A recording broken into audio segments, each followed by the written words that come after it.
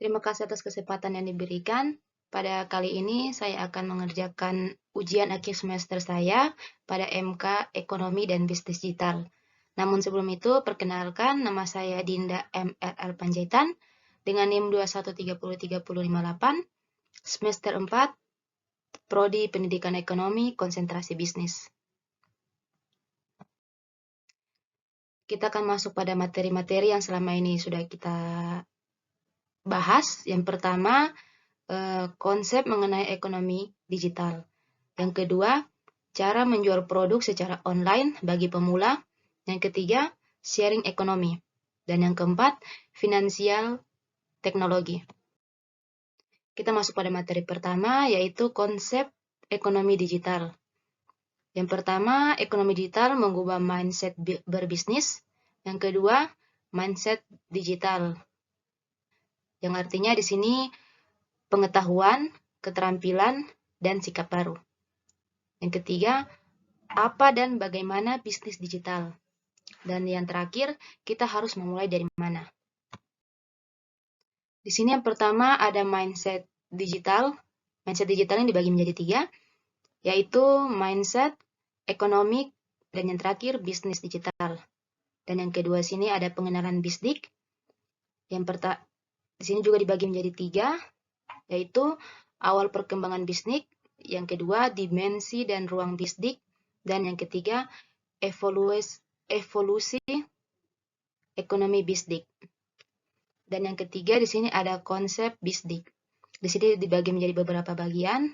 Yang pertama model-model bisdik, yang kedua kebijakan, yang ketiga aspek legal, yang keempat etika, yang kelima hukum ekonomi bisdik, dan yang terakhir formula bisdik. Kita masuk pada materi yang kedua, yaitu cara menjual produk secara online bagi para pemula. Di sini terdapat 3 langkah dasar untuk menjual produk secara online, yaitu yang pertama, onlinekan produk Anda. Yang kedua, tunjukkan produk Anda ke sebanyak mungkin orang. Yang ketiga, ubah mereka menjadi pembeli. Nah, di sini kita akan membahas tentang bagaimana cara kita mengonlinekannya. Yang pertama di sini kita buat website, yaitu bisa berupa toko online atau bisa berupa marketplace. Dan yang kedua, tampilkan di sosial media. Contohnya di YouTube, Facebook, Instagram, ataupun Twitter. Dan yang ketiga, tunjukkan via aplikasi chat. Misalnya ada orang yang bertanya lewat chat, menanyakan produk, maka kita bisa menjelaskannya lewat chat. Kita masuk pada materi yang ketiga, yaitu sharing economic. Berbagai ekonomi, model ekonomi berdasarkan berbagai aset yang kurang dimanfaatkan dari ruang hingga keterampilan sehingga barang untuk keuntungan moneter atau non-moneter sebagian besar difokuskan pada fasa P2P. Ekonomi kolaboratif. Ekonomi yang dibangun di atas jaringan terdistribusi dan individu dan komunitas yang terhubung sebagai lawan dan institusi terpusat, mengubah cara kita. Ekonomi kolaboratif berbicara tentang uang, barang, layanan, transportasi, dan ruang. Kita masuk pada materi terakhir, yaitu definisi vintage. Di sini ada 2. Yang pertama menurut Bank Indonesia. Menurut Bank Indonesia, teknologi finansial adalah penggunaan teknologi dalam sistem keuangan yang menghasilkan produk, layanan teknologi atau model baru bisnis, serta berdampak pada stabilitas moneter.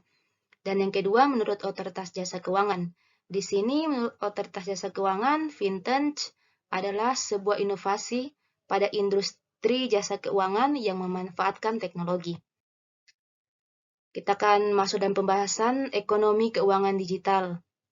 Di sini ada ekosistem vintage. Di sini dibagi menjadi beberapa bagian, yaitu yang pertama customer, regulator, akselerator, service provider, fasilitator, inkubator, capacity builder, dan yang terakhir digital utilities. Sekian presentasi dari saya ucapkan terima kasih.